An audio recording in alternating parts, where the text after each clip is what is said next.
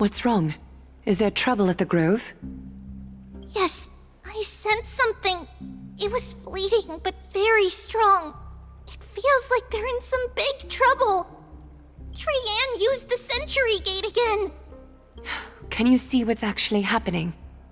No, it's fuzzy like always. But the enemy's aura has disappeared. Maybe they've moved to a safe place? Let's hope that it's just a false alarm. We should place our trust in her and Castra's teacher. They will keep Trianne safe. Aggie, you're talking like we're little kids. One day, Trianne will reach her limit, and Trebi will take on the role of gatekeeper from her. We are all aware of that. I am just a little concerned about her state of mind. Trianne was already unable to speak, even in short sentences when they left. We want to say a proper goodbye at the very least. I will pray with you. Thanks. And Aggie, it looks like we will need you to come with us to the baths this time to unwind. It feels like neither of us have laughed for a long while. It's time to head out with the west wind! All right. Huh. Here's really hot and heavy. Has it always been like this? Is someone... What happened here?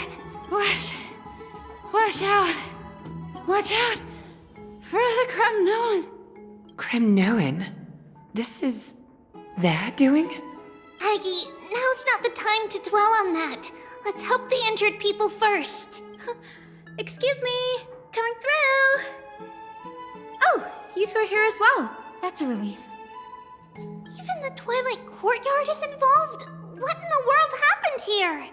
I actually just came to relax. But as soon as I got here, I saw all these people lying on the ground.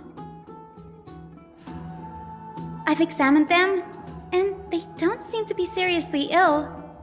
It feels like they've just spent too much time in the hot water. Multiple individuals fainting simultaneously from the hot pool steam? Where is the manager of the baths? He disappeared, and no one knows where he's gone to. Some people have been saying that the Cremnoans are behind this. Lady Aglaya, what do you think about this? Let these people rest. The two of you, please come with me. Have you thought of something, Aggie? Yes. While their intentions elude me, it's time to bring this farce to a close. What's going on? This is really bad. I heard it's the Cremnoan.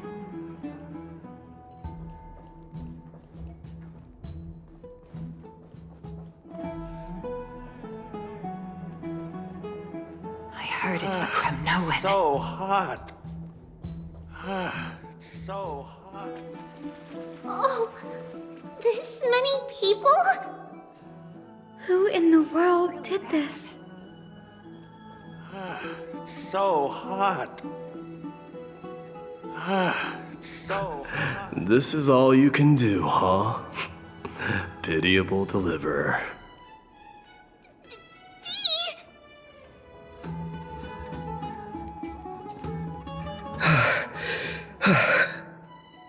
Snowy! Even Snowy! The culprit. The culprit is Mightimos. Oh. Dee! What did you do to everybody?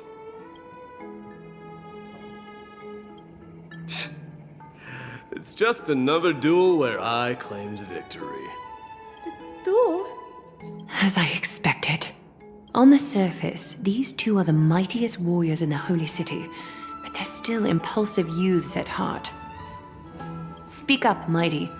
Tell us exactly what kind of foolishness you and Finan indulged in this time.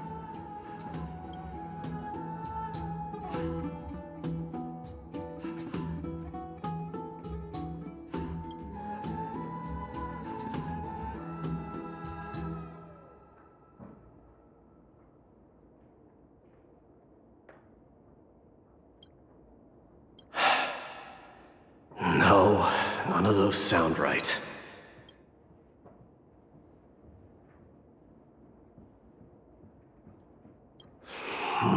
Forget it. Am I seeing things?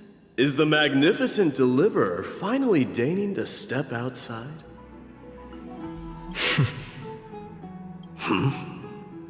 What kind of response is that? Nothing. I was just imitating your usual response. I don't feel anything special from you. Have you passed the demigod trial? The ritual hasn't reopened yet. In case you forgot, it hasn't been that long since I pulled you out of the trial. I didn't forget. Then, you're welcome. In twilight's last gleam, Makima stands bold. Her walls sturdy, tales untold. Dreaming of her fruitful gardens, pilgrims arrive from distant lands. Figs and olives, so grand. Yet little do they know that they will step into flames, fuel to the fire, a burning brand. What are you playing at this time? I just felt like reciting a few lines of poetry. Surely the Crown Prince of Kremnos knows how to appreciate poetry, right? Kremnoans steer clear of such weak literature. But my library doesn't lack collections of this kind. These lines express the poet's yearning for their home, just as Akama is distant from many people's homes.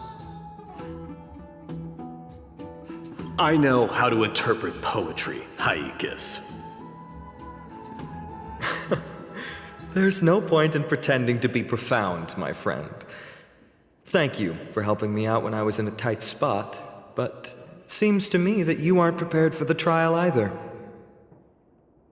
Don't compare your situation with mine. My people are still relying on me. I can't ascend to godhood on my own without first resolving their issues. So, are you suggesting that you, the mighty Mightimos, and the heir to the throne of Kremnos, wish to defy tradition that has endured among your people for millennia? I'm still thinking about what I should do.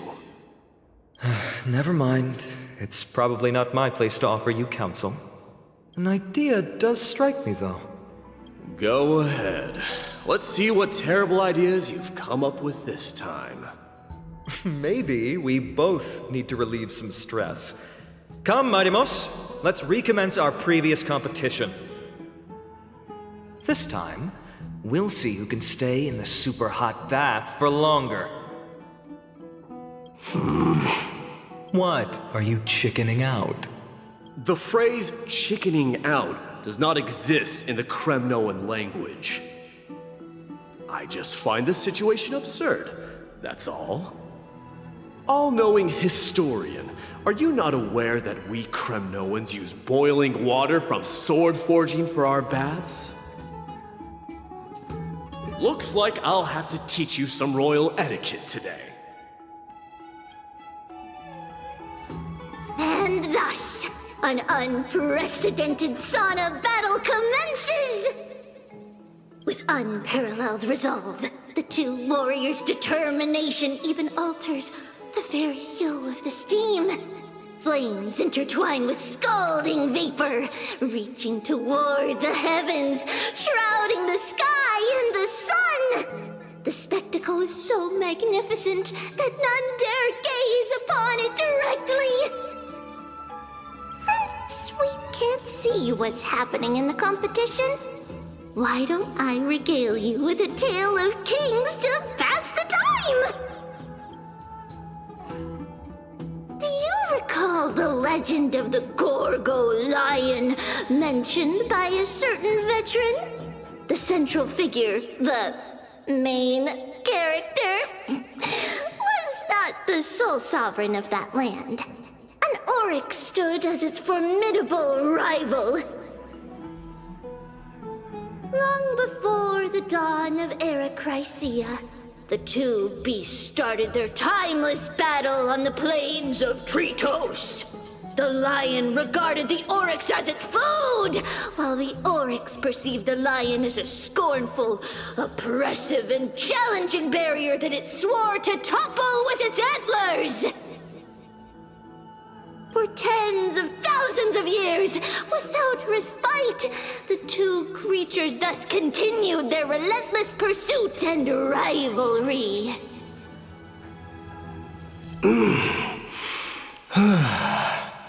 It fixated on its rival's fleeing form in the chase. It set its sights on the other's neck, nearly within reach.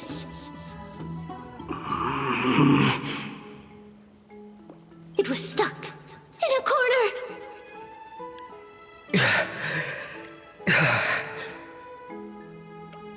It had nowhere to escape. On the land of Amfореus, some lives meet their end at dusk, some at dawn, and yet others are fated to perish under the blistering sun at noon. And at last, the most scorching moment of the day descended upon them. The formidable hand of fate heeded their call and arrived! My lords, would you like me to reduce the temperature a little?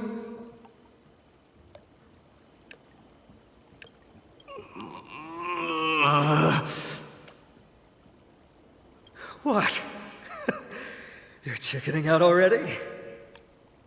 Get lost. Are you asking me to get lost, or...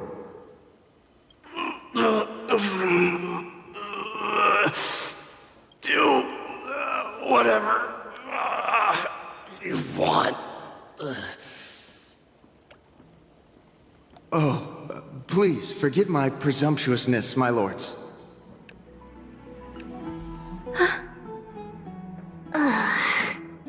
What a spectacle of folly. This is what you get for daring to challenge a Kremnoan without understanding your own place.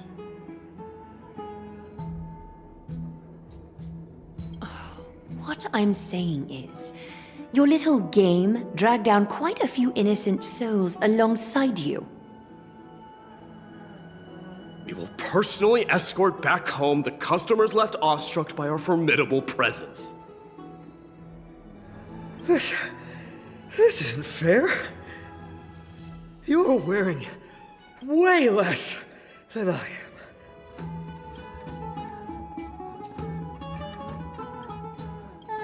Is this the latest trend now?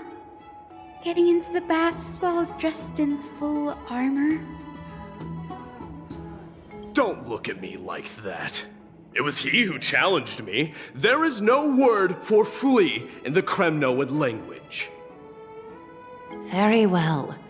Let us bring this farce to a close, shall we? Warriors, it is time to get moving.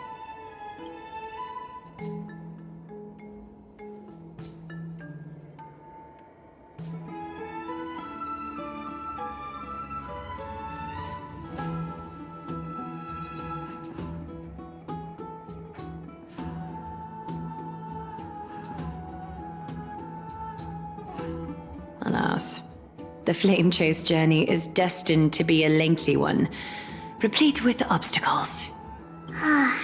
But thanks to those two, all the gloom has vanished into thin air. Oh, we just had quite the commotion. It's not every day we find the Marmorial Palace this serene. Shall we continue with our previous plans? Hyacinth, would you care to join us? Such an empty bath is indeed a rare sight. I was looking forward to unwinding after work. I'd be delighted to accept your invitation, Lady Treeby. How about we go to the biggest bath?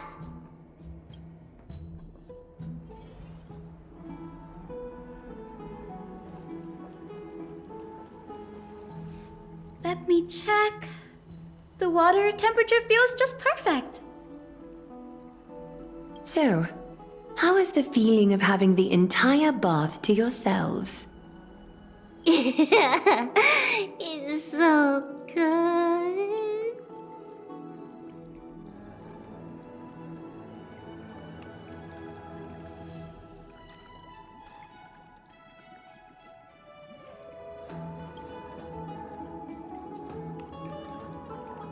But, Lady Treeby, aren't you going to soak in the bath with us? We will have to pass. After all, we've become children. Please understand that she can no longer endure the heat of this pool due to the blessings of Yanis. Oh, Are you curious about us, Hyacinth? I am, but something tells me that it might be better to change the topic. Don't get all nervous. It's not something we can't discuss. The truth is, a long, long time ago, we were a mature adult just like Aggie. Then, because of reasons, we inherited Yanis's divinity and gained the power of passage. And in return, the price we had to pay was the splitting of our soul. Each opening of the Century Gate intensifies the strain on Treeby and the others. They are gradually regressing towards infancy, both in body and mind. We don't know what awaits us at the end either, but anyway, that's why we've turned into children. In that case, when you opened that giant sentry gate above Akuma during the battle against Nikador, Well, there's no way around it.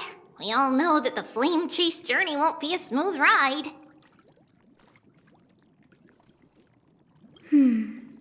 maybe we can find a way to fix it. The primary research focus of Noosporists is the soul. We explore its depletion and methods to restore dispersed souls. As long as research continues, there might be a breakthrough that can help. We will do everything we can. So your first reaction is in fact denial. You're indeed an Access student. I look forward to your good news, Hyacinth. Now there's another reason to look forward to tomorrow.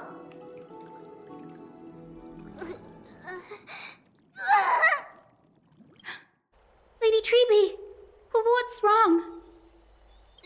Something's off. It's that strong feeling again. Is it Trian? Wait, no. It's not Trian this time. It's Trinan. Trinan is in danger.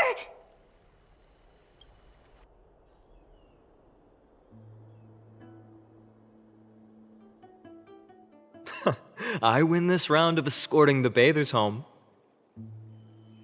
How does one contender alone make a valid competition?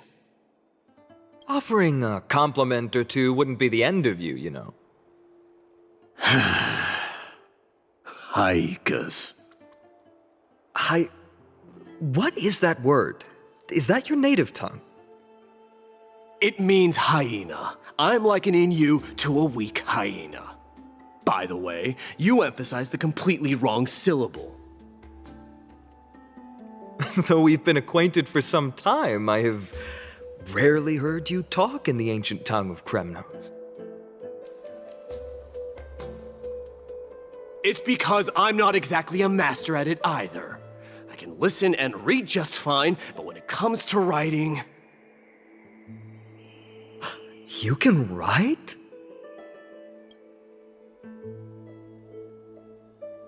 You speak as if you don't have a brain.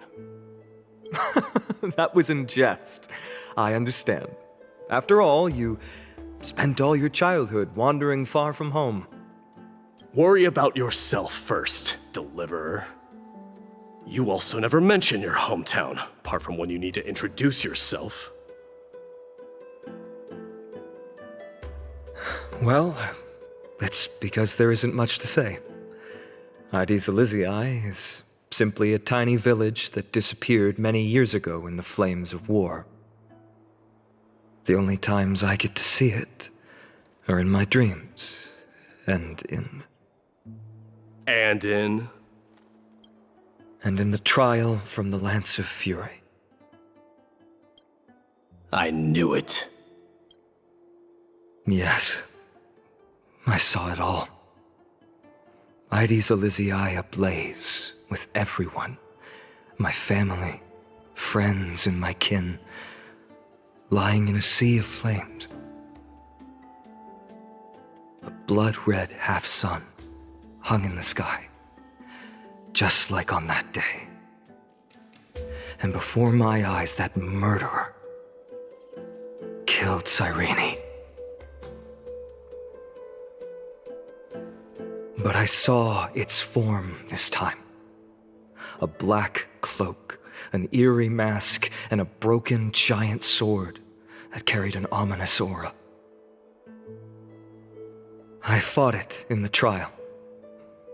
But even though I've been fighting, improving, and resolutely getting stronger all this time, I still couldn't defeat it. You were blinded by hatred and almost lost yourself in that trial. That's right. And that's why I am truly thankful to you, Mighty Mouse.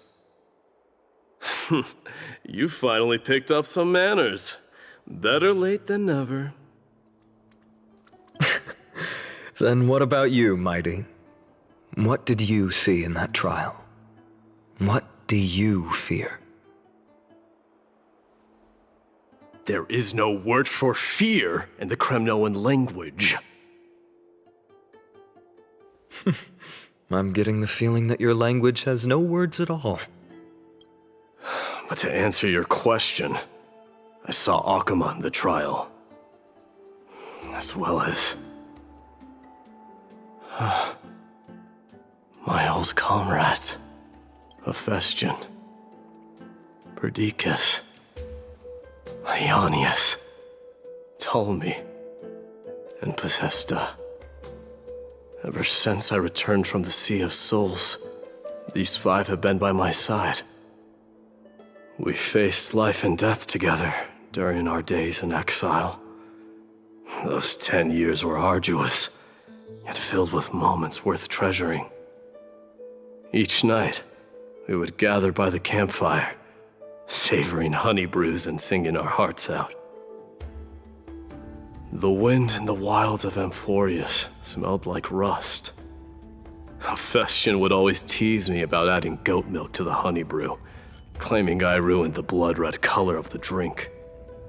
He had a scrawny figure, but was a relentless force on the battlefield, dispatching foes without so much as a blink. Perdiccas was an expert in concocting medicines, delving into all those strange folk remedies. Ionius was a swift runner and our most reliable messenger. Ptolemy was a real bookworm, always spouting off in chapters and verses. When we left Kremnos, he made off with a stack of ancient tomes from the Grand Library. Not like it mattered, as my family owns the library. And then there was Possesta.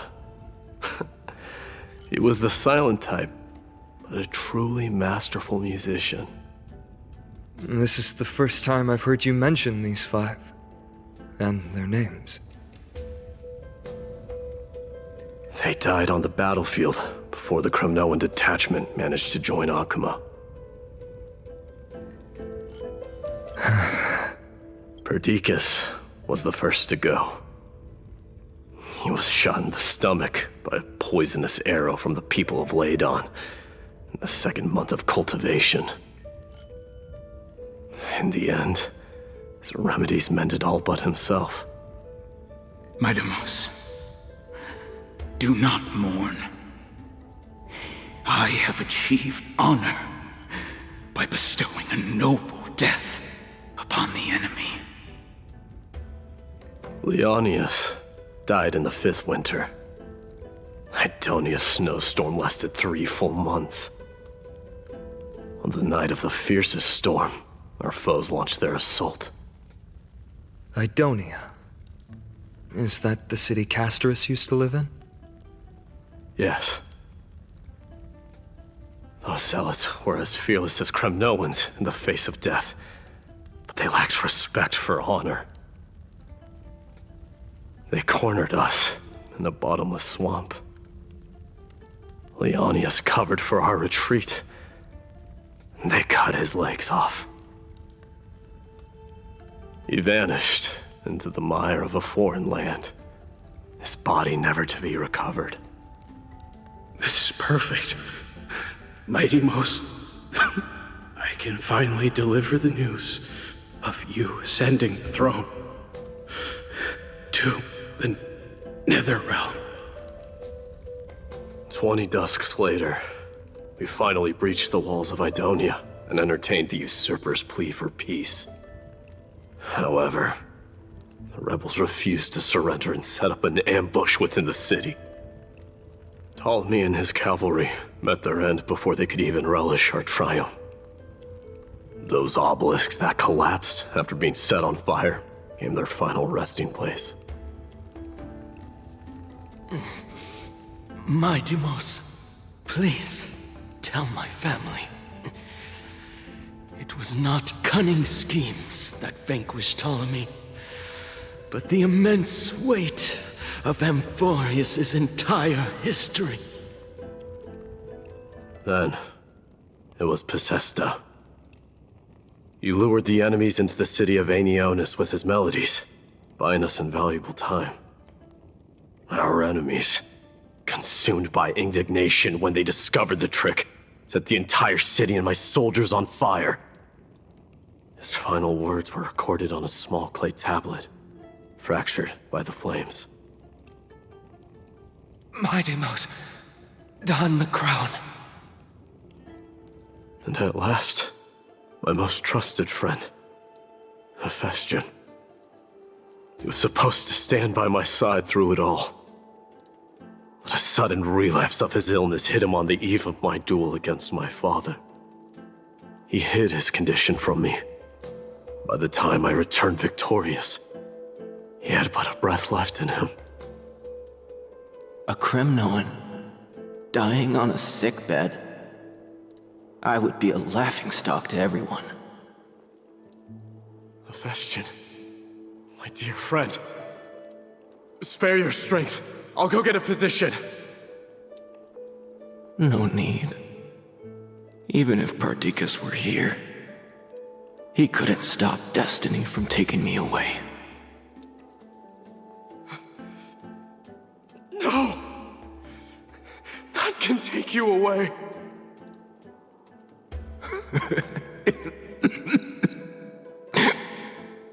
Midamos, our king, do not shed tears for me. It's not befitting of your status. Farewell, my dear friend. You must lead us back home. What a grave trial indeed. Now I understand why you see immortality as a defect, or even a curse. My father threw me into the sea of souls to break the wheel of karma. But little did he realize it would grant me an immortal body and summon a fated revenge on his head. Following his demise, I considered leading my people back to our homeland. Kremnos had already turned it into a wasteland. Against the dissent of many, Kratos included, I made the Kremnoan detachment stay in Akama. But I know that their glory will never be doused out. The instant of strife shall inevitably arrive. If you take over Nikador, then you must begin the journey back to your homeland. So, you hesitate because you think leaving your people in the Holy City is a better choice? I don't know. But I have never been crowned. And those 5 were never endowed with any titles. None is aware of their glory. Your predicament is truly complicated. I don't know how I can give you any useful advice. Maybe you could seek counsel from more people, such as the Grand Craftsman. Cartonis' people seem to have been through comparable dilemmas. And that teacher of yours, Kratos? Dee, we've got a big problem! Big problem! Lady Triby, what's making you so flustered? Hurry up and go save Trinan! She got abducted by Kratos! Kratos! What's going on?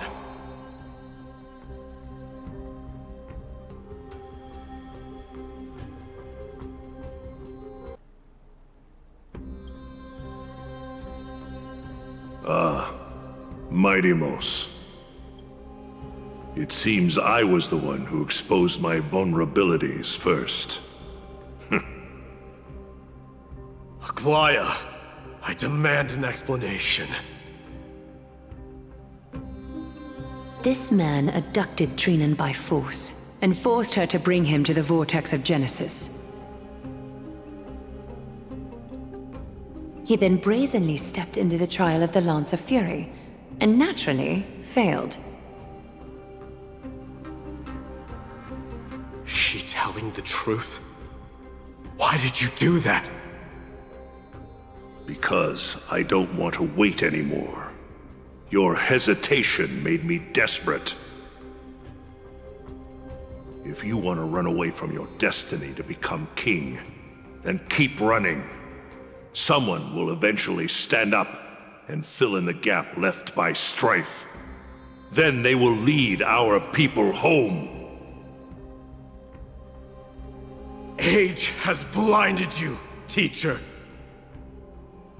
Can't you see that I'm hesitating because of this very recklessness seared into your blood?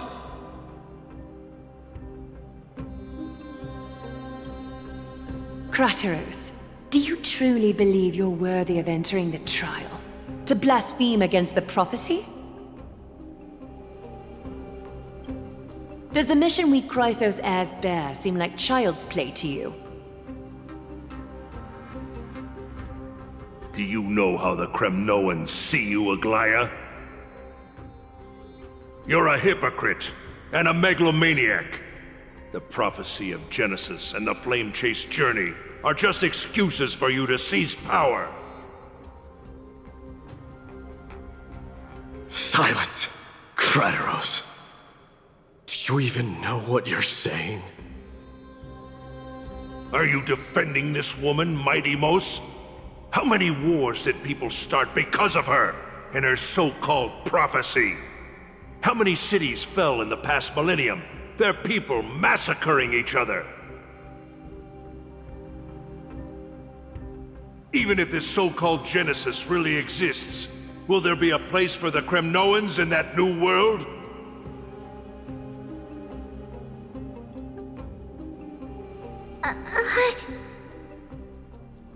Are you done talking?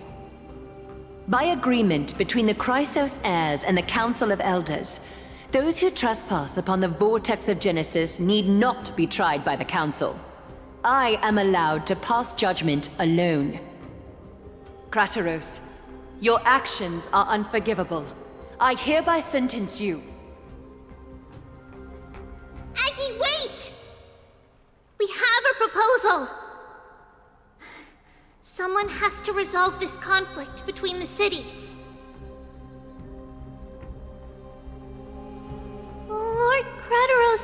not use violence to harm us.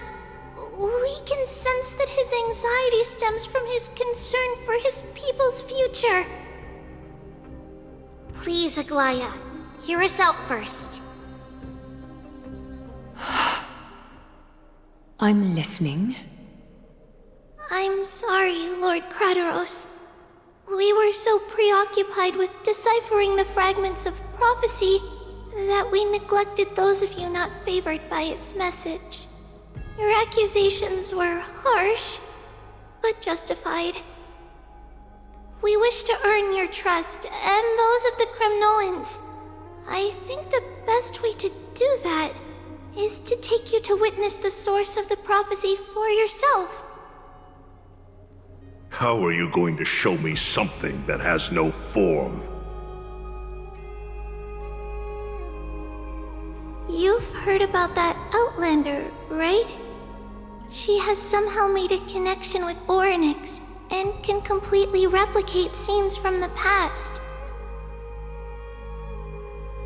We will ask for her aid.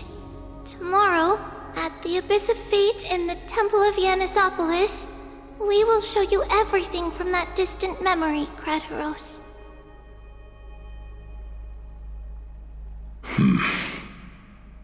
A fair proposal. I accept. Until then, you will be stripped of your freedom. That is my one condition, and I will brook no argument. It is not the first time I've been made someone else's prisoner. Do as you please, demigod. Teacher, why did you do this? Forgive me, young master, but I just cannot wait any longer. Ever since your father died, our people and I have been waiting for a day to revive Kremnos. We placed all of our hopes in you, but never received an answer. This obsession for returning home has become a sickness for our people. Wise as you are, I refuse to believe that you can't see the truth. You have a clear head, which is why you're also incomparably alone. A smart person can only choose to tangle himself with the mundane of this world.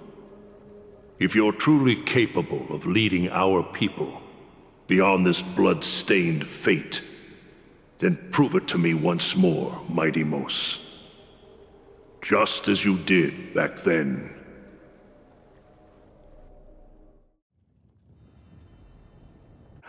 A fierce fighter. I did not expect such heroism from a feeble Akeman.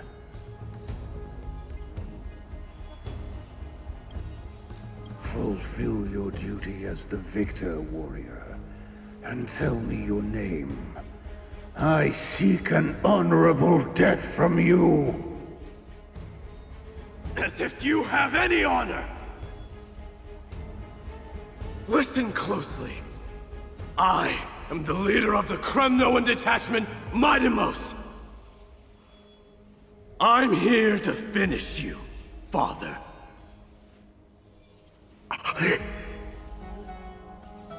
It is you, the beast spurned by all. So you did defy death. The prophecy was true. You will bring an end to my Kremnoan dynasty. Defy? You're wrong. Death fears me.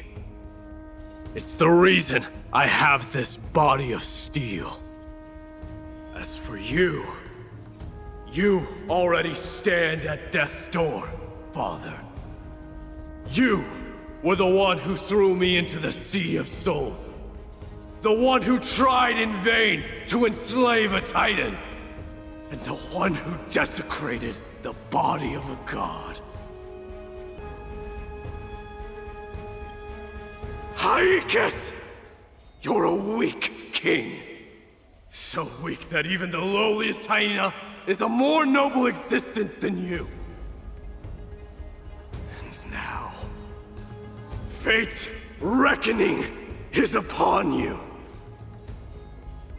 Then swing your blade. Take my crown. Coronate yourself with an old king's blood and inherit it all. Become the new rightful king of Kremnos. No. I don't want the crown. Listen. If there's only one end for the kings of Kremnos, then the crown means nothing to me. All I want is your life. To avenge Mother and my comrades. But the walls of Kremnos will not fall with me. Do you truly think you can escape fate's grasp, my son? You and I, we're both the same. We feast on strife and fear.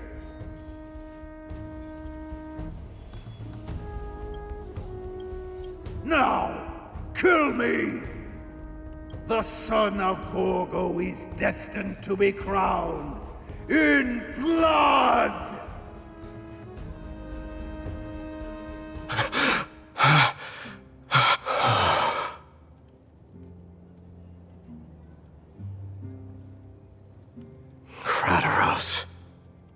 He said the Grand Craftsman Cartonus might have some suggestions. Might as well go see him. Grand Craftsman, how have you been? King of Kremnos it is. That you would come, I knew. You knew I was coming? Your matters, I've heard. The path forward you seek. Many questions you have. But before that, take this. What's this? A signet ring for the King of Kremnos. Belonged to your mother. Recast and restore it. I did. What? Mother threw it into the Sea of Souls. A long time to fish out it took. Very fortunate we were.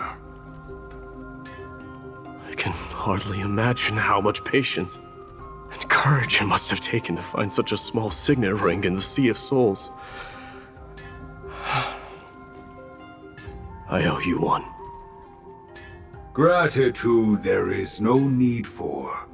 Repayment for saving me, this is. Questions you bring with you? Ask, now.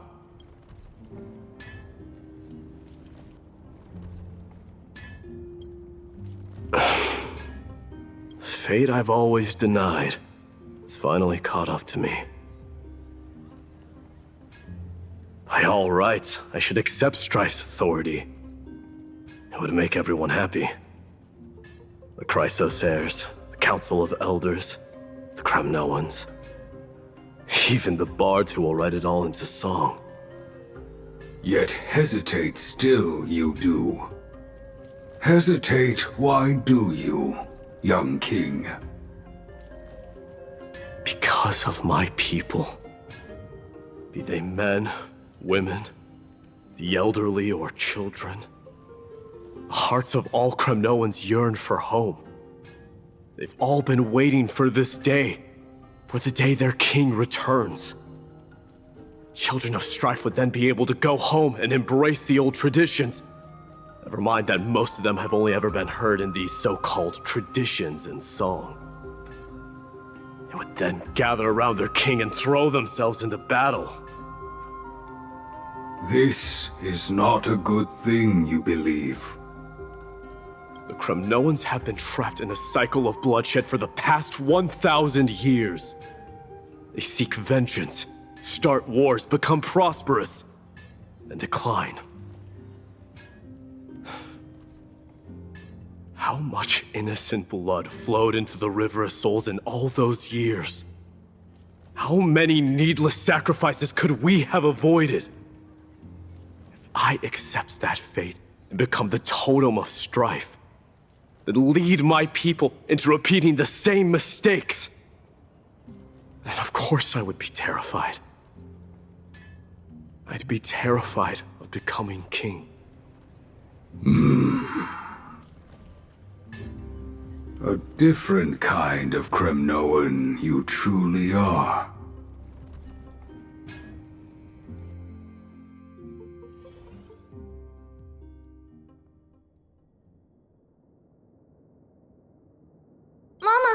Mama, I had a dream last night. Oh, now what did you dream about, my darling Trebios?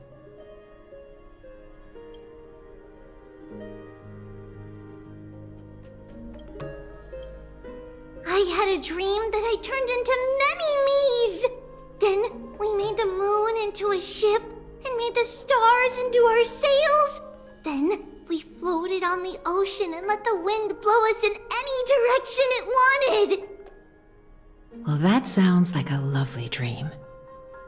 Yeah! The ocean and the sky were really, really dark, but there were so many of me that I wasn't scared at all because we'd all sing together. The ocean wind blew us onto an island where the wind tasted like flowers. There were bleating sheep and chirping birds inviting us to be their guests. There were so many animals on the island, but none of them ever fought. Giannis's holy maidens can receive guidance from the god of passages. Perhaps what you saw in your dream is a divine land somewhere in Amfореus. You think so? What's wrong, Trebios? You look unhappy. Because on that same island, I saw a dark mountain on the other side of the ocean. And it was very, very tall. The mountain looked alive, and it kept getting closer to the island. Then I realized it wasn't a mountain, but a very, very tall wave made of water. When the wave smashed against the island, it looked like it was going to eat the island up. The small animals tried to chase it away, but they couldn't stop it. Then there was a bang and I woke up. A dark wave.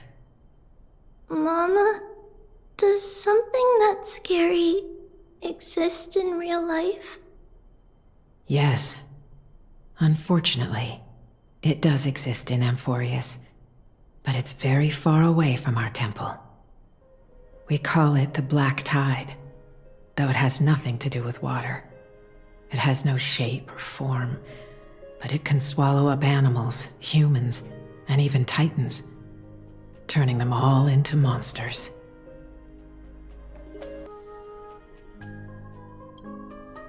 Oh, the Black Tide is a baddie. I don't want everyone to turn into its food. Can't we chase it away? Of course, my dear. You only need to behave well and listen to what the adults tell you. Study all the knowledge and etiquette you need, then grow up and become a proper holy maiden. The divine Giannis will then give you guidance and help you light the way for the people. Wow, I'm gonna eat a lot and study a lot and become a holy maiden. But Mama, you said the Black Tide can swallow up titans too. What do we do if even Giannis is eaten? If that happens, then the Holy Maiden will have to be the one to guide people on the right path. After all, we are the human avatars of the God of Passages, yeah? Yeah! But one person alone is not enough. Once you're older, you'll make a lot of friends. You must do your best to unite them, because that's also our duty as priests. Friends? Are they also like me and Mama with pretty red hair? They might not, but they'll certainly be just as smart and kind as you. Mama? Am I dreaming? Don't be silly, dear. Of course you're not dreaming. I've always been by your side. What? Now be a good girl and call your friends over too.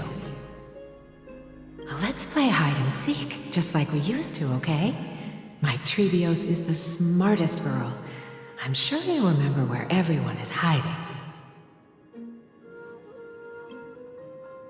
The voice sounds so far away. I don't remember. Who am I looking for? Your friends, who will chase the black tide away alongside you, of course. Is this from my childhood? I don't remember. I used to sit here and listen to Mama tell stories.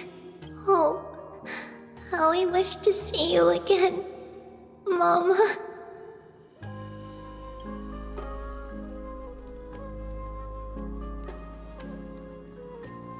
Use the spindle to connect everyone. There will be an amazing captain on that big ship. She's cheerful, optimistic, bold, and cautious. She'll be able to get everyone together. Wow, that's amazing! Can I be the captain? Of course you can. But you'll find someone else who's better for the job, my dear. I think that person lives in a beautiful temple that sits atop a hillside, covered in golden fig trees. There's a noble girl there who's very smart, but also very delicate. Just like Mama? Perhaps. But before we find the captain, the ship also needs someone who can navigate it. Let me think. I know! She's Trevi! I named this doll after myself? I don't remember it all. Is this a dream? Or something that happened in the past?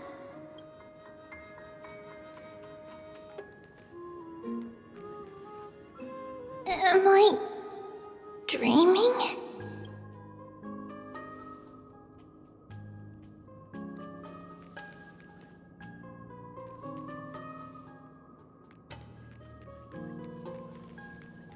Bad chest! You can't lock me away!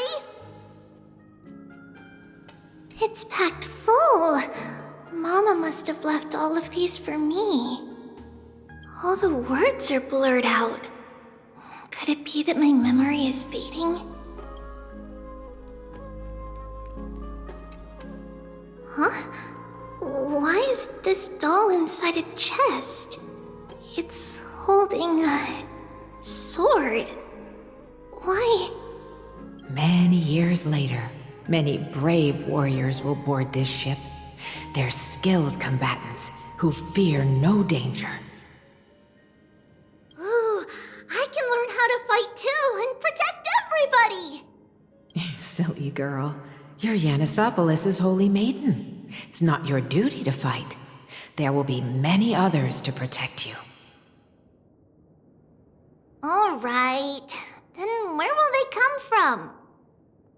I believe one warrior hails from a lovely village where bulrushes flourish, while another comes from a magnificent royal city. Though each has their own troubles, both are ready to lend their strength for the ship's long voyage. In that case, let Trian fight by their side. This way, they'll always stay on course. How could I have known the name Trian back then? Was it just a coincidence? Or...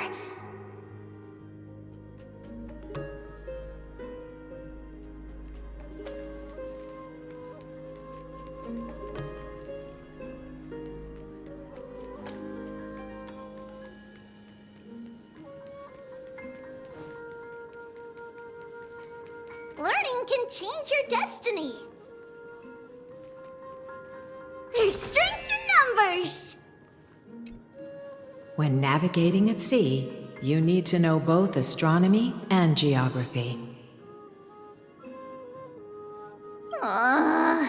Isn't Yanis's knowledge enough? Oh, sweetie. The ocean isn't like the land. It's easy to get lost. That's why it's important to learn to recognize the miracle of Aquila. Alright. Even though my brain is already super duper smart, I'll still try my very best. Circe also favors children who try their best. They will send a wise scholar as everyone's teacher to help you reach your dreams. I want to be a teacher too! Oh, wait. I'm super duper smart. So I want to be the teacher's teacher! Why not? But if you're going to be a teacher, you might need to tone down that hyper energy of yours. Then Trinin can do it! She's well behaved and would make a great teacher! Mama and the others always said that I had a great memory. But now, I can't even tell if this is a memory or a dream. Come, let's line them up.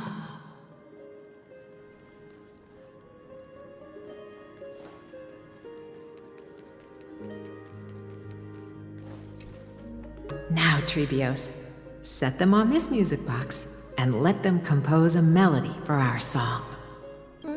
Music box? What's that? Sweetheart, are you still groggy from your nap? You invented it. I invented it? What does it do? Oh, my lovely Trebi. You're usually so bright. What's gotten into you today? Well, you might as well see for yourself. Put your good friends on it and see the wonders it can do. Put the dolls on. It's rotating, and I can hear something. That's right. It's a music box. If you place the dolls in the right spots, it will start rotating and play beautiful music. Out of all your inventions, this one is my favorite.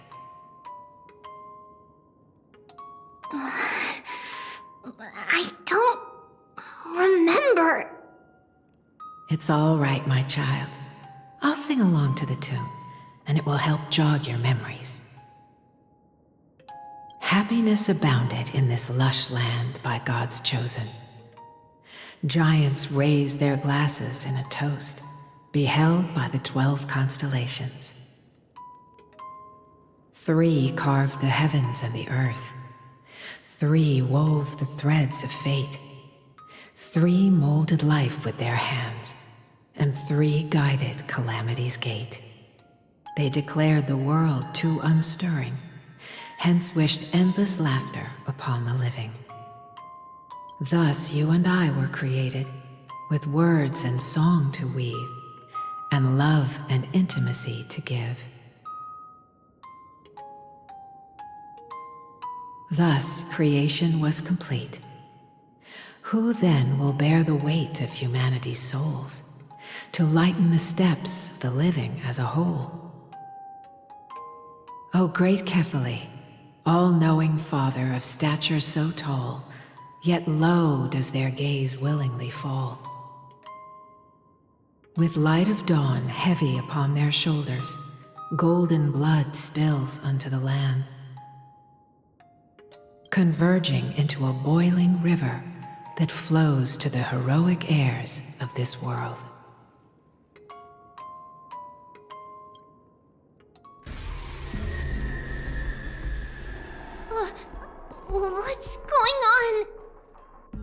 Oh, Yanis, please lend me your ears. In the black mist, as death and fate draw close.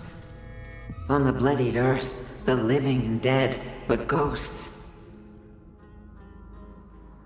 What is this world? It mirrors your maze-like fate. What is this world? A silent lament without a trace. What is the past?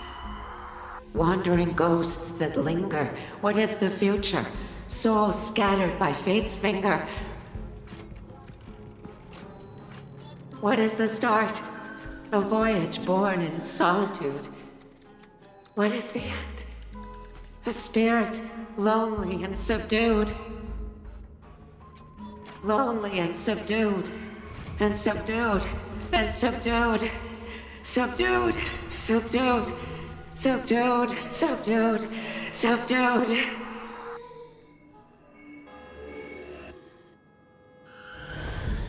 Trian! Trinan! Mama, what's going on? Hurry! Run! Trebios, run! The black tide has arrived! Where can I go?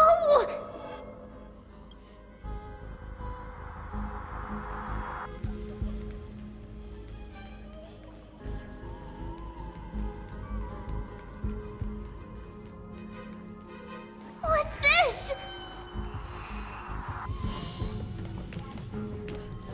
Why? Why are there dolls everywhere? This is the sacrifice of a holy maiden. You won't make it to the end. Only one person can.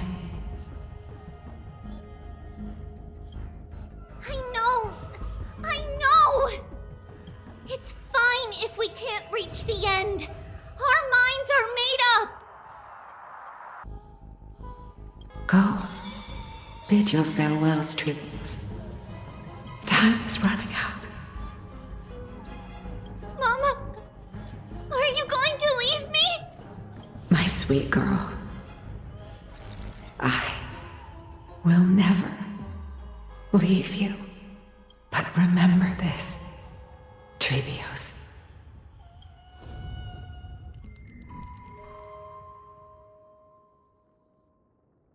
All shall bid farewell to one, and that person alone will witness the miracle. Since your mind is made up, then traverse the black tide and dispel the fog for Amfореus. I shall see you tomorrow, my dearest Trebios.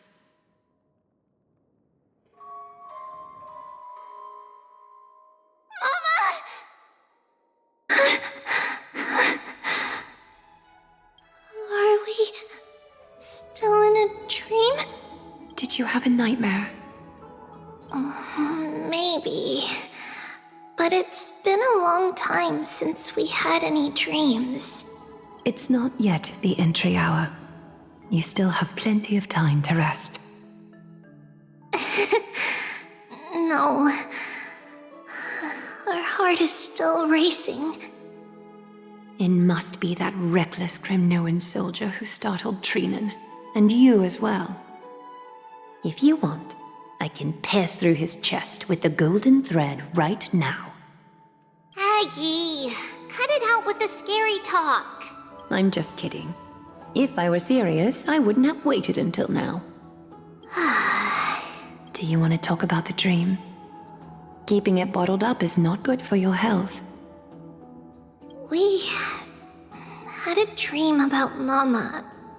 The dream itself was nothing. It's just the timing that feels a bit unsettling. You mean... It's Trian. Even if we refrain from ever using the power of the Century Gate again, her soul continues to slowly drift away from her body. There isn't much time left. Perhaps It wouldn't be such a bad idea to let her relinquish her role as the gatekeeper. You have a point, Aggie, but our decision has already been made on that matter. Perhaps it wouldn't be such a bad idea to let her relinquish her role as the gatekeeper and live out her days as a carefree child. I believe there's still another way. Souls will be spent until they dissolve into dust. Such is our fate. Once we had a whole and connected body.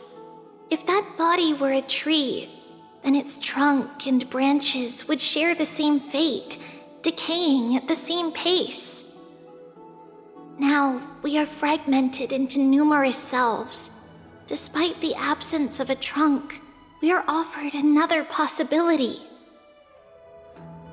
We can choose how our branches will perish in a way that is most beneficial to the flame chase journey. Compared with saying farewell to one person, watching many fade away before me is even more sorrowful. But advancing is the destined end of Yanis's trial. There's no retreat in our path. Don't feel sad about saying goodbye to us. We have already agreed on this, right? It won't be long before I forget what sorrow tastes like.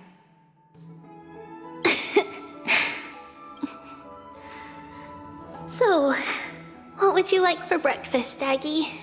What? Where did that come from? After all this talking, we are feeling a bit hungry. Plus, it's nearly the entry hour now. Do you remember when we first met, Aggie? You were still a little one, and we caught you secretly eating oatmeal late at night. While my emotions might be fading, those memories are still as vivid as ever, teacher. Please, let me do it. What would you like to eat? It's fine! Leave it to us. You should rest for now. It won't take long, and we'll call you when it's done. In that case, thank you. Then, see you tomorrow, Aggie.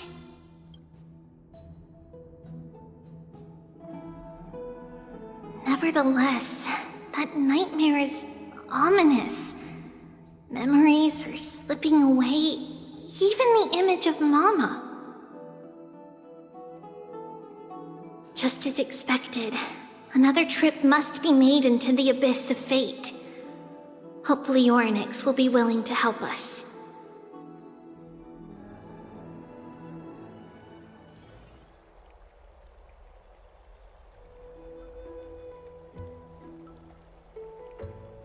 Long time no see, Professor Anaxa. Who are you? It's been a while. I'm the one who once overthrew the entire classroom in that spiritual physics lecture. Oh, it's you. No way. Do you really still remember that, Professor? I remember that glib tongue of yours. What brings you here? Surely you're not here to reminisce. You could tell. Of course. You only beat around the bush when you have a hidden agenda. That's not true. I'm here to seek enlightenment, as always. Could you please teach me everything you know about the black-robed swordmaster? Rumors sure travel fast. Unfortunately, I too know nothing about it. I can only tell you that it is clad in a black robe and wields a greatsword. At least, it looks like a greatsword. It's shaped like a twisted half-sun, and a peculiar dagger resembling a crescent moon.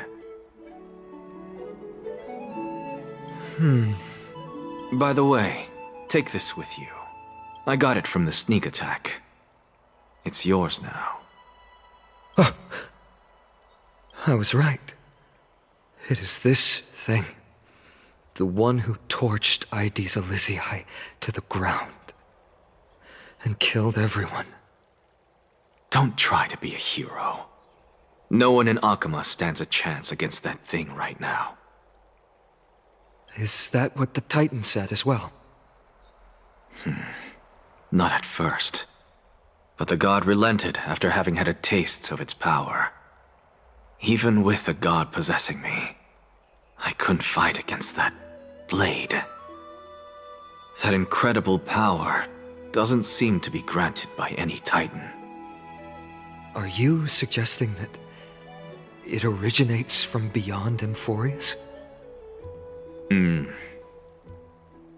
It's possible. Much like the Black Tide, no? Nonetheless, it's an enemy we must overcome. We? Drop the pipe dream, Phynon. No one wants to see you fall by their blade. His mere presence will endanger the Holy City and the Flame Chase. You know that I don't believe in... You don't believe in the so-called prophecy, I know. However, I'm here to seek your assistance, not at the request of Aglaya or Treeby. I just want to eliminate a threat to the city I pledged to protect. That's all. The tragedy at the Grove must never happen again. Take a seat. Since you are sincerely seeking enlightenment, I suppose I can tell you one more thing.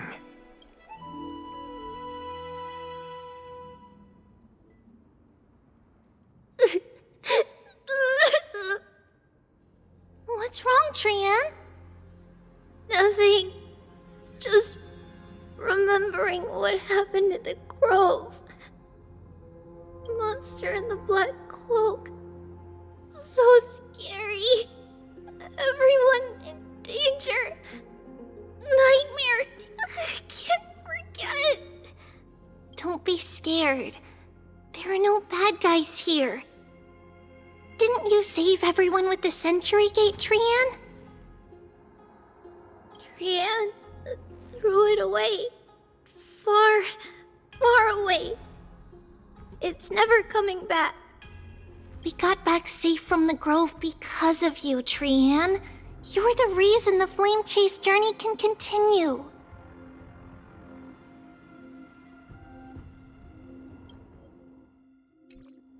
Sorry. Trian feels a bit dizzy. Why are we here again? For the same thing, of course. Remember? Tomorrow we will reveal the prophecies past to everyone. But first, we need to restore the memories that have been blurred by the fragmentation. We hope to present the full truth to everyone, without hiding anything. Since Yanis caused the fragmentation, we can only turn to another Titan, Orynyx, for help. Also, remember to get breakfast ready for Aggie before the lucid hour tomorrow. Oh, yes! Trian remembers now! Oh, on that note, we had better prepare some saffron before we meet with the Titan. Saffron? Huh, it's an essential offering for rituals in the Temple of the Three Fates. You think we shouldn't go to Orynyx empty-handed? Yes, it's also a symbol of Yanisopolis. If we are to replicate memories, we need to use something that is experienced those days. And when we first met Aggie, we added that to the porridge we made for her, and she really loved it. I see! It's like killing 3 birds with 1 stone!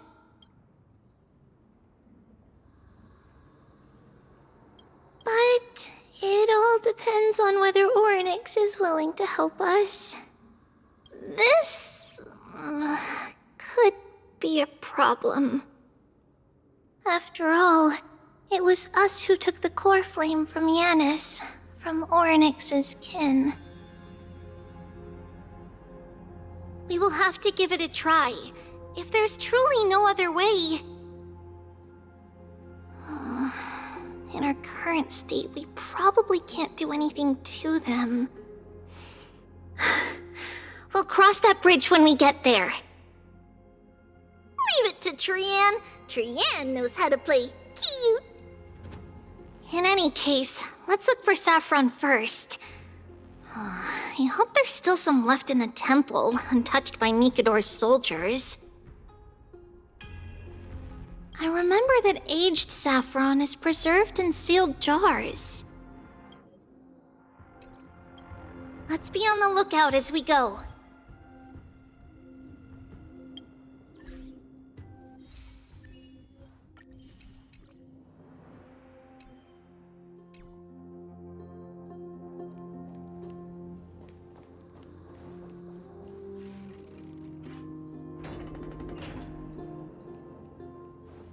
It's a dead end ahead. Turn back, teacher. What? Aggie? No, it's an illusion.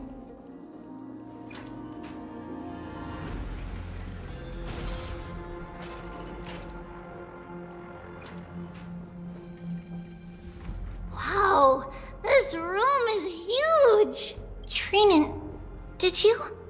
Yeah, I saw it. Was that a warning from Orynyx? What are you two whispering about? Treeby? Trinan?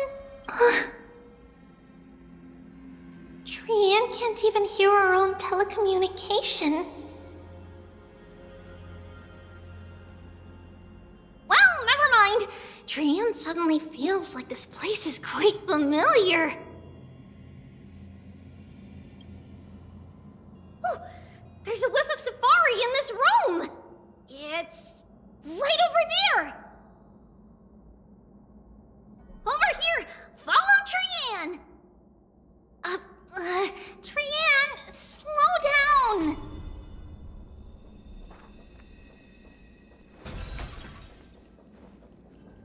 Yeah. Even if separation is our fate, a futile death is not the solution. It appeared again! Huh.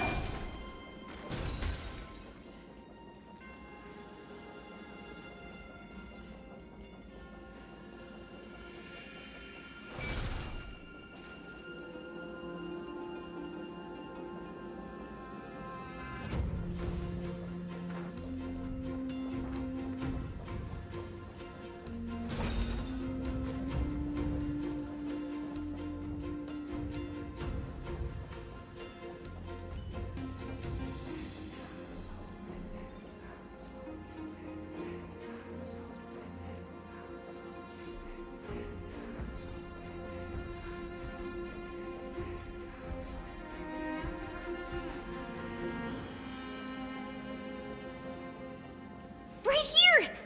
I summon thee, Orynyx! Stir up ripples of past reverie! Something's appeared! Wait, we should read it first.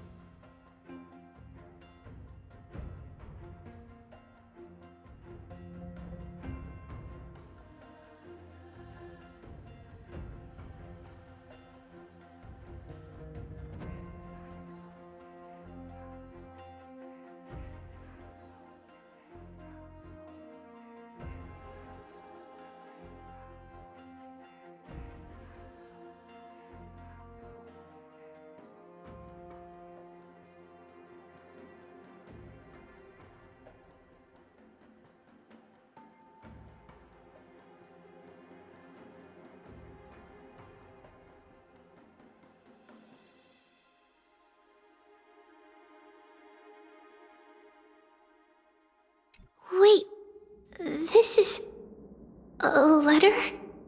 It mentioned something about Saffron and Trebios? Isn't that name... Never mind that for now. Why is this letter here? And how did Trian sense it? Could it be our lost memories? Is it possible that we were already noticed by Orynyx and entered their trial? But why haven't they said a word? Orynyx has the whims of a child. Perhaps they're toying with us on purpose. Come on, this isn't the right time to be playing games.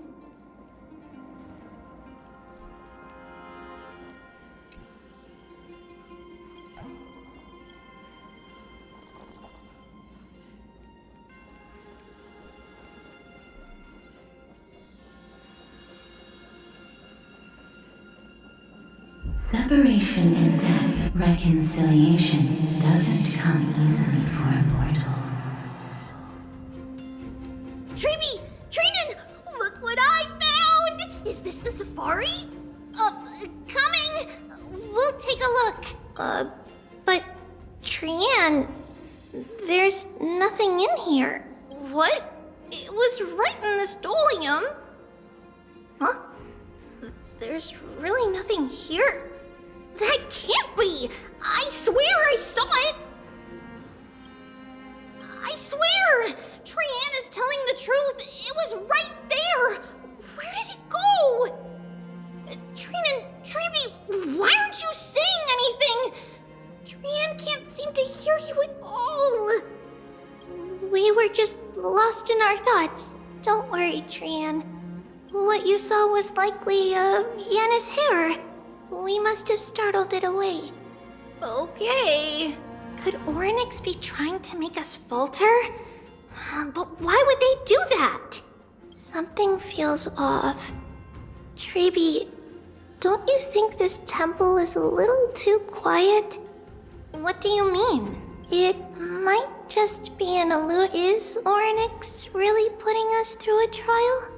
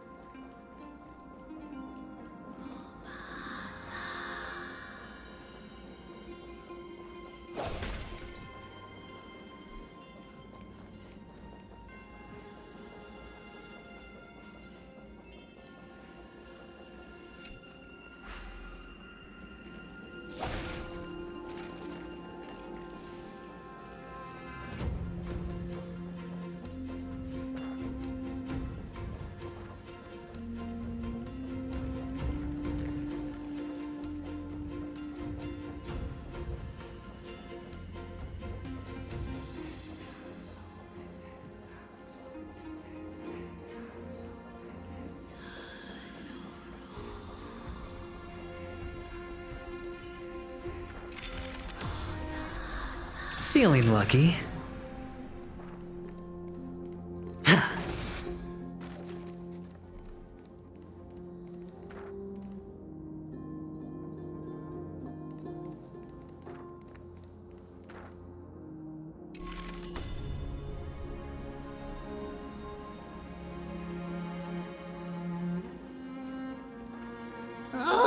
Still no luck finding any safari.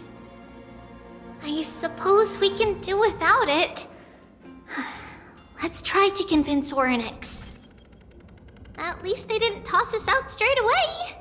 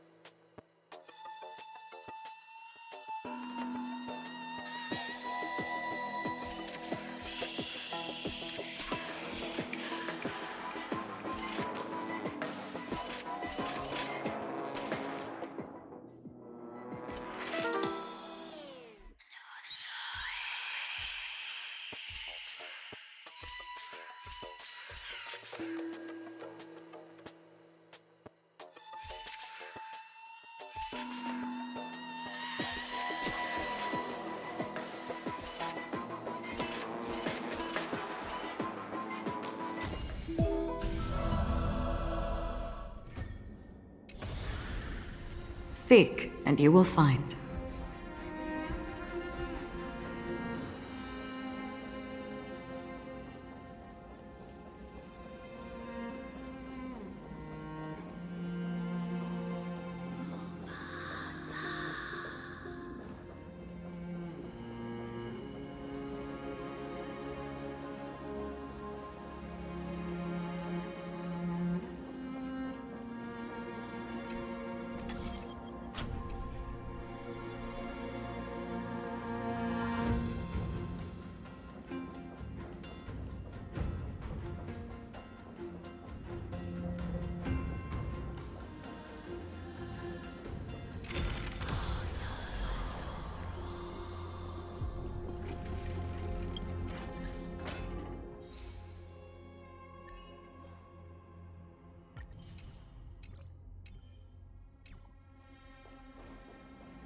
Whoa!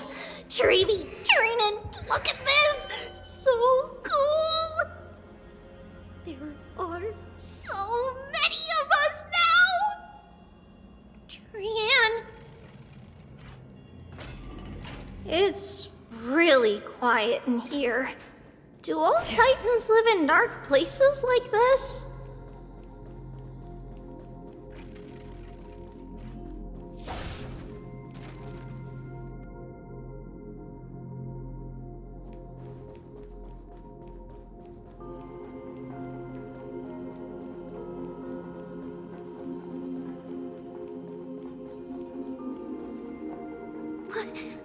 What's going on? Oryx disappeared?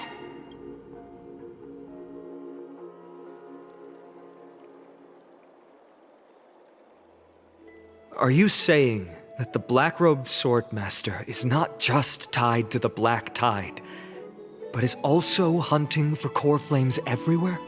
This is the most plausible possibility. First, it has a vessel that can hold core flames. Second, I'm one of its targets. Let's start with the first premise. Its peculiar ceremonial blade can interact with a core flame, as evidenced by the pull I felt when it stabbed into my chest. I hypothesize that the blade can sense, absorb, or even retain core flames. The second premise is even more explicit. When it was engaged in fierce battle with many of us and was heavily distracted, it remained consistently focused on me. Or rather, on the Titan Ceres inside me. So it's plundering the flames. But if your argument holds up, wouldn't he be headed to Akama soon? The vortex of Genesis is full of the Titan's core flames. Not necessarily. Let's call that person the Flame Reaver for now. If my presumption holds, that person has 3 targets. The first target is me. The second target is Oryx, who hasn't yet fallen. And the third is Akama and the Vortex of Genesis, where the core flames are housed. But I suspect Akama won't be their first target. Kefali's core flame is guarded by the Council of Elders' arcane power. And Fagusa's water curtain should be able to block out any external perceptions. What about Thanatos and Aquila? Their core flames are yet to be restored. The whereabouts of Thanatos remain a mystery to all. As for Aquila, can you fly? No, I can't. Why are you asking that? Can that Swordmaster fly? Good point. But what if he does grow wings? If they had wings, I wouldn't have made it out of the grove alive. That's a relief. Anyway, since the Flame Reaver has 2 targets, we need to move fast. With the distances between Akama, the Grove, and these potential targets, I believe we should bolster our defenses and...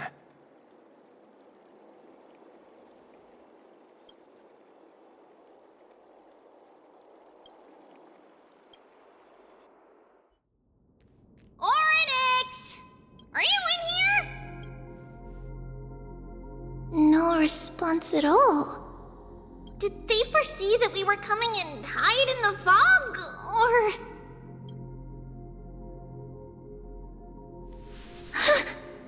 Treeby, we should leave. This temple has other people in it. What? Huh. Listen, footsteps. Fast ones.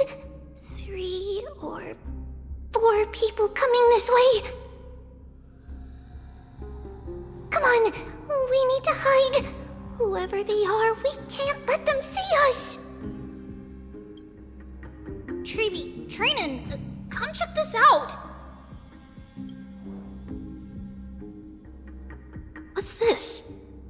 Trian feels like it's so familiar.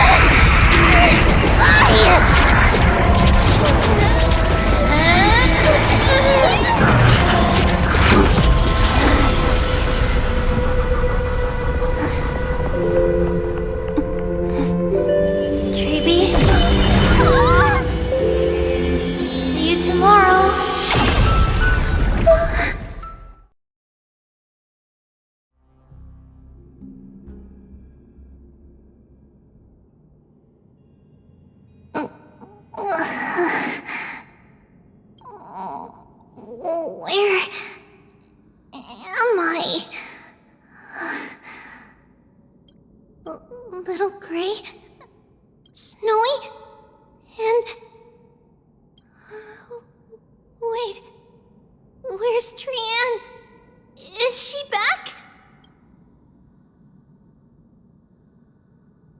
We only saw the two of you collapsed on the side of the road when we arrived. Danny and I looked around, but we couldn't find any traces of Lady Trian. What about the black-robed swordmaster? Blast it! Of course it's him. We were still too late. I fear something bad has happened to Oryx's core flame. Then Lady Trian... She doesn't have much divine power left. We can barely sense anything. That you're both safe is already a blessing. Everyone, we must take action now. We should split into 2 groups. One group will stay in the Abyss and meet up with Aglaya's reinforcements, then search for Trian's whereabouts. The other group will come with me to pursue the black-robed swordmaster and recover the core flame.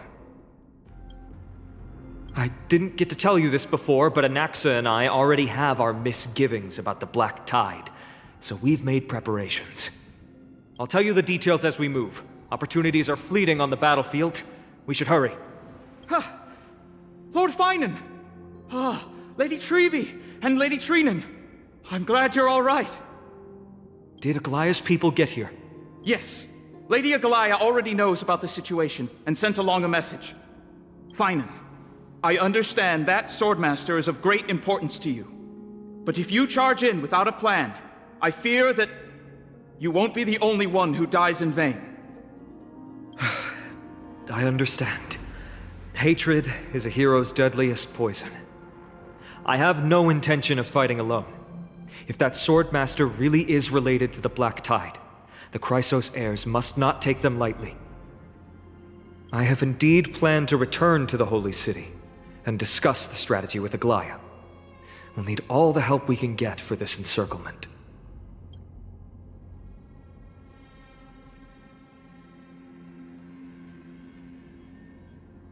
Trinan will stay in the abyss too. That way, both sides can communicate with each other if anything happens. Thank you, everyone. Partner, Treeby, let's go.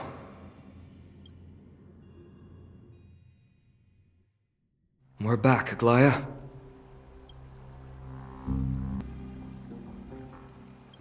You should have come to me first, Finan. Aggie, there's no need to scold Snowy. Akuma is currently in grave danger. I know. It's beyond my imagination that the only two titans humankind can still rely on fell in such quick succession. I've never seen the golden thread pulled this taut, as if it could snap at any moment. Finan, tell us your plan. Time is of the essence.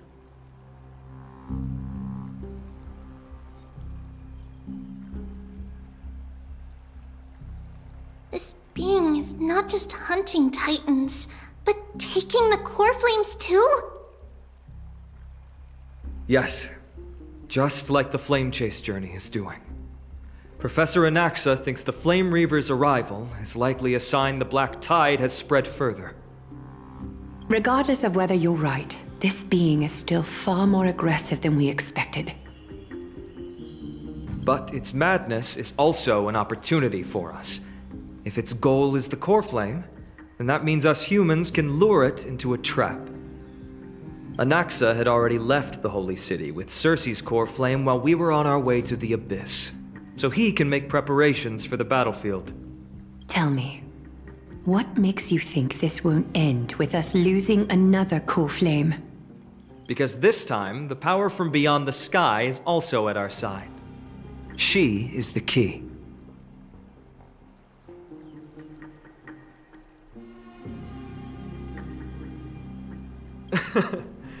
We need your other companion, too.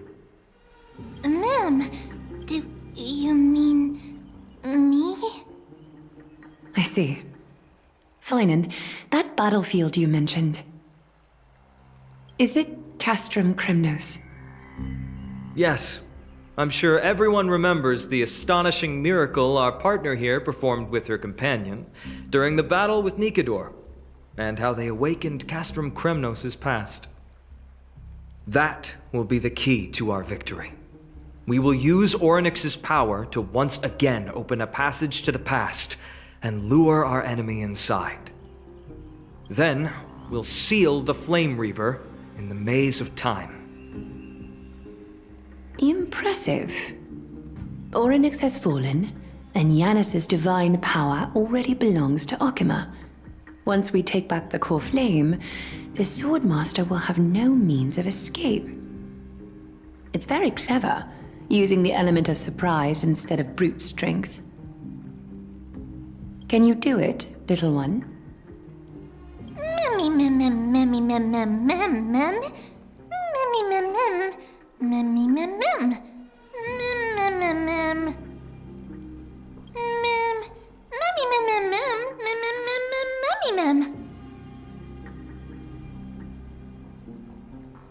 Yeah.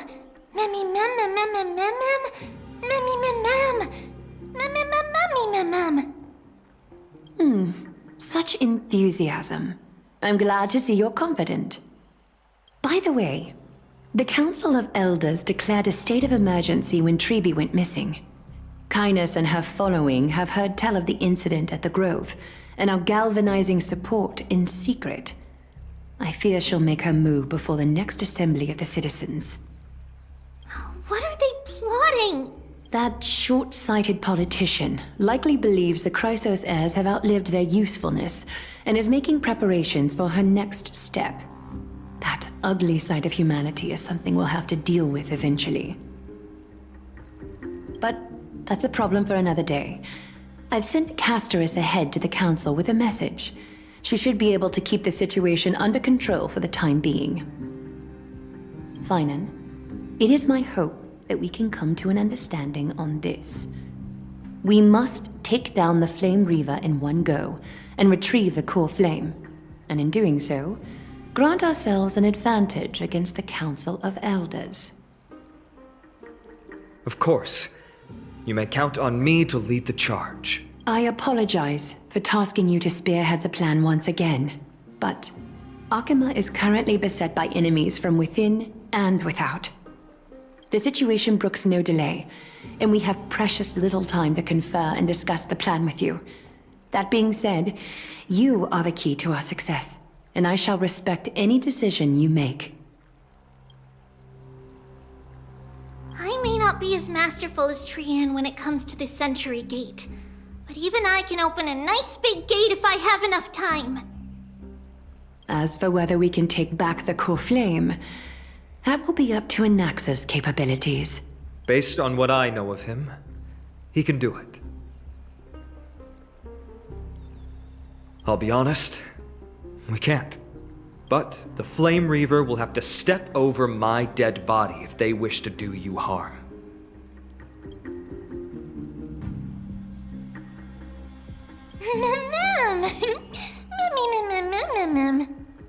We are grateful to you for your aid, and to the rest of you as well. Now, let us be off to begin the hunt. May Cathali sharpen our gaze and grant us victory over the enemy.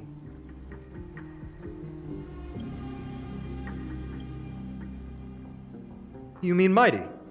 He's dealing with a different problem. Don't worry, that man would never miss out on this fight.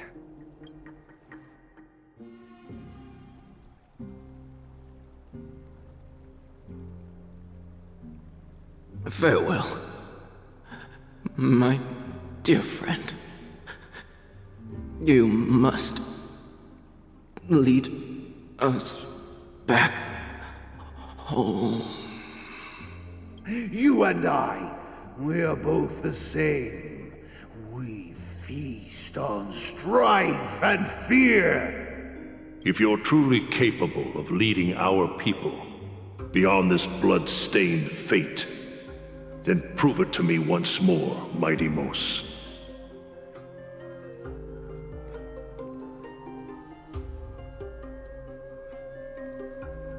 I knew you'd be here. I heard you're about to set off on an expedition. That's right. It's going to be a tough battle, and our destination turns out to be Castrum Kremnos. Is that why you're here? To pray to the dead Nikador? No, just the opposite. I'm here to tell you, you can entrust the front lines to us this time. You can't afford to lose your upcoming battle either.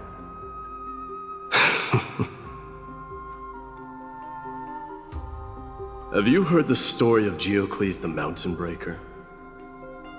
Sounds like you've spoken with Cartonus. That's the name of the legendary mountain dweller, right?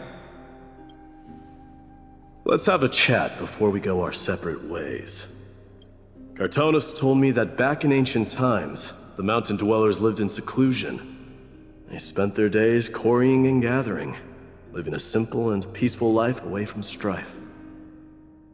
But Geocles was different. He resisted their traditional way of life, yearning for the world beyond the mountain. They're safe, but humdrum culture was like fetters around him.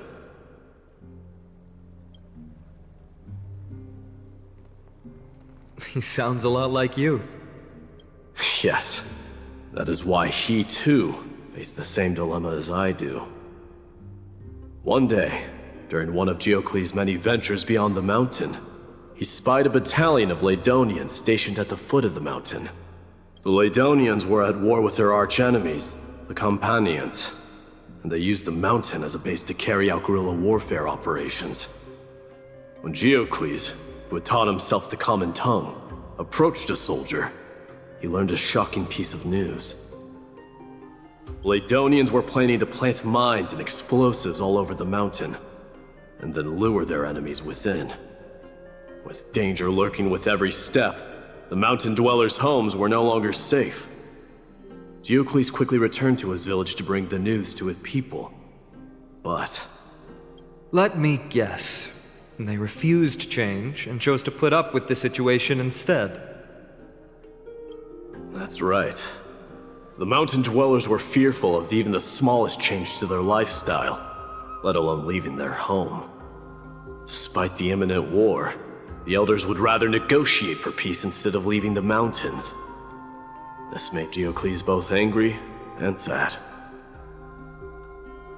But he didn't give up. If you were in his shoes, what would you have done? Lead my people on a resistance, perhaps. I'm not sure. I can't think of a solution that would make everyone happy. A solution that would make everyone happy, huh? That's how naive we are. Well, let me tell you what Diocles did. He took the mountain dwellers' store of gemstones and traded them with the Ladonians for a massive amount of gunpowder. But he didn't do this to fight the Companions. Under the cover of night, he set ablaze the forest surrounding the settlement, forcing his people to flee the mountain. That great fire marked the beginning of mountain dweller history. Since then, their people became part of civilization, and giants became a common sight in the holy city. Meanwhile, that mountain they once lived in has turned into little more than foam inside the black tide. But leaving their homeland also brought many mountain dwellers misfortune. They were hunted by Kremnoans or enslaved. Indeed, that is undeniably also part of their history. But that is Diocles for you. The merits of his actions, or lack thereof, have been scrutinized by many, but historians nevertheless hail him as the Mountain Breaker. Why do you think that is? It's simply because he took action and enacted change with his own hands. He didn't try to make everyone understand him, nor did he even waste time trying to make everyone happy. He started a great fire and burned the shackles of tradition to ashes, and then forced everyone to march toward the coming of a new era. You've made up your mind, haven't you? I'll be leaving Alchema soon to fight the great darkness of this world, and to shoulder Nikador's destiny. So, listen well. If there comes a day when we meet again on the battlefield, and I stand opposed to the flame chase, remember to stab your sword into my back through my 10th thoracic vertebra. That's my weak spot, and the only way to kill me.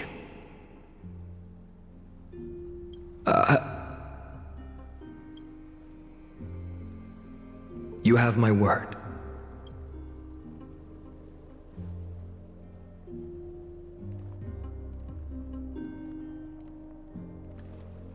Go now. Your battlefield calls. Send that flame-thieving hyena to their death. But if you find yourselves with no other recourse, then pray to that blade in the sky, and loudly call out the name of the new god.